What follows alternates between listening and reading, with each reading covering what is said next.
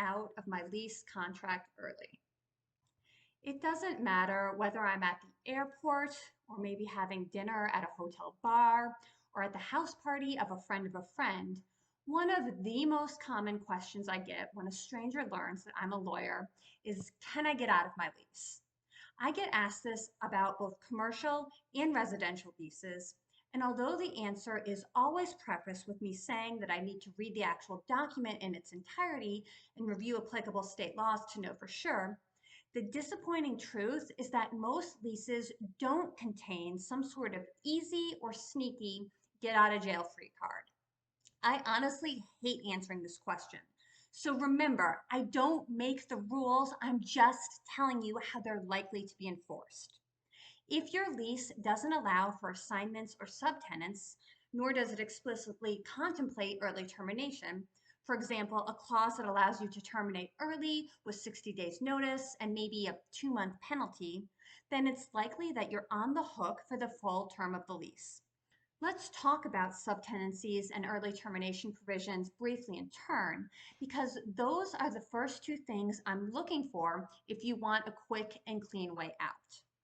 A subtenancy moves you, the primary tenant, into the position of pseudo-landlord. When permitted, you're allowed to separately contract with a third party for use of all or a portion of the premises. The subtenants will pay you whatever monthly rent you agree to for that privilege, and then you can remit that money to the real landlord to cover all or part of your monthly rent. In this scenario, to be very clear, you are still personally liable for the full lease rental payments, but you've been allowed to bring in a third-party subtenant as a way to help cover some of the costs.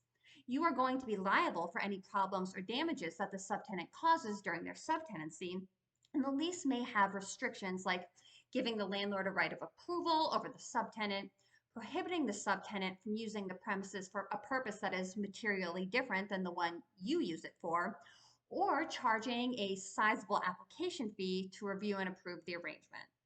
So it's not a cure-all, but it is a potential way out. Since there is some additional risk to the landlord, though, not every lease permits this, and subletting provisions are far more common in commercial leases than residential ones. As for the early termination clauses, these are generally a good thing if you're a tenant. Some leases contain a provision that allows a landlord to kick you out upon notice and a small fee for the inconvenience. For example, if the property is a single-family residential home and the homeowners are going to sell to a third party or return to using it as their principal residence.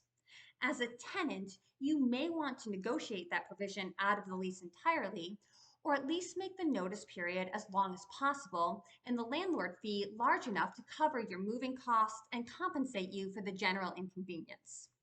But a term in the lease that allows you to end the lease early is a good thing, even if you don't like that there's a penalty of, say, 3 months rent attached to it. It's optional, so it'll just sit there if you never need to use it. But let's say your job requires you to move to a new state and you need to get out of the contract when you're 4 months in to a lease with a 2-year initial term. That 3 months penalty is a blessing compared to the 20 months of payment that you'd be liable for otherwise. Because indeed, the lease otherwise probably does expressly state that you are liable for the full amount of payments under the contract, full stop. If you're asking yourself, what's the worst that could happen if you just stop paying rent, you pack your bags, you abandon the property, and you essentially endeavor to unilaterally declare the lease terminated as you disappear into the night? The answer is that the landlord is probably going to sue you for damages. They probably have a comparative advantage relative to you, the tenant, when it comes to dealing with the court system and having lawyers on standby to resolve the issue, and you might end up having to pay not just the total amount of unpaid rent, but also possibly costs they incur in finding a new tenant, the landlord's legal fees and collection costs, and any other losses they can attribute to your unplanned early departure. Now, for the avoidance of doubt, I am not talking about situations where the landlord is refusing to provide basic maintenance on the apartment you're renting, and especially not if it's rendered uninhabitable because of, say, sewage leaking or no electricity or foundational problems that would lead to the house being condemned if it were inspected. Or in a commercial lease, where the contract may specifically delineate a number of responsibilities around property maintenance, common areas, and utilities that the landlord must provide. I am not talking about a situation where the landlord has forsaken all of its duties and those failures are materially interfering with your ability to run your business out of the lease location. In those cases, you absolutely might have a right to terminate for cause, and you need to speak with a local lawyer about this as soon as possible. Most people hate the answer I've been giving, and they feel like it's somehow unjust. Now, I'm actually a little bit ambivalent about this because there absolutely are scumbag landlords and property managers who will do whatever they think they can get away with, and sometimes the behavior is just short of what would rise to the level of allowing you to terminate for cause. These guys are the worst of the worst. And I'm not trying to act like these assholes don't exist because boy, do I have some horror stories I could share, just not online.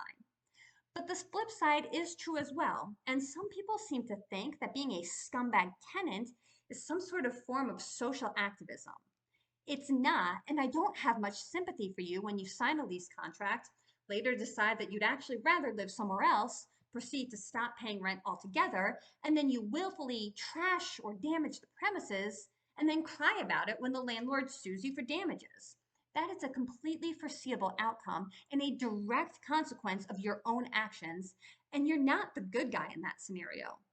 They're counting on the rental income as part of their business plan. If the landlord and the owner are the same entity, they may be applying your payments toward the mortgage with minimal personal windfall on top of that. So your failure to pay means that they have to cover the mortgage from some other unplanned funding source. For larger properties and entities, it really may be more a general matter of maximizing profits or minimizing losses, but they aren't generally thinking, I'm going to be a dick to the little guy and get away with it because I can. They may actually just be thinking, the little guy signed this agreement knowingly and willingly, and our business model depends on receiving the income the little guy committed to remitting us, so we're simply going to hold him to it. But because it's business and not personal in these cases, and they don't want to incur the time, expense, and risk of litigation, where outcomes are never guaranteed, even when the facts are overwhelmingly in your favor, there is a good chance that they'd be willing to negotiate a resolution with you. That is, as long as you haven't done absolutely batshit things like smashing up the plumbing or kicking holes in the walls out of your vengeful, twisted sense of justice.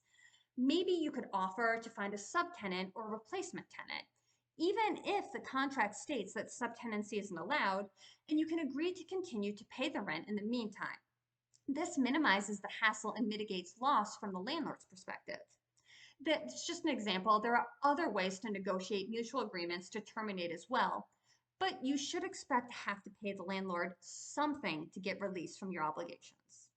Now, with all that said, if you're in this position, there is a very good reason you want to actually engage a lawyer to help you and not just take advice from the lawyer three stools down at the pub or much less from this general educational and informational video. State law requirements play a huge role here, and some state laws are much more favorable to tenants, especially residential tenants. If the lease doesn't directly address the situation, and in some cases, in some states, even if it does, you may have additional tenants' rights that will supersede everything I've said in this video and everything your landlord is claiming you're bound by under the lease. For example, in some states, landlords are required to mitigate damages by making a reasonable effort to find a new tenant if you decide to leave early. This doesn't get you off the hook entirely, but it could reduce how much you owe if they can re-rent the space quickly. This is why you need to speak with a local lawyer, someone licensed in your state and familiar with applicable local laws. They are also likely to have experience negotiating these matters with landlords, and good faith negotiations are far and away the most efficient way to get these conflicts resolved. Whereas you damaging the property because you're angry and vindictive is by far the most efficient way to escalate the situation and ensure that the landlord, who probably does have deeper pockets than you, will explore every legal avenue to get recompense. In most cases, if your lease doesn't have a provision letting you exit early and you try to unilaterally declare it over or stop paying, the landlord, owner, or property manager is probably going to come after you for damages. It's always a good idea to read your contract carefully and, if in doubt, talk to a lawyer before making any big moves. I know it's tempting to just pack up and leave, but remember, it really is not quite that simple. Business owners, have you ever decided to terminate a lease early? Did the lease provide a process for doing this, or did you have to negotiate it separately with the landlord?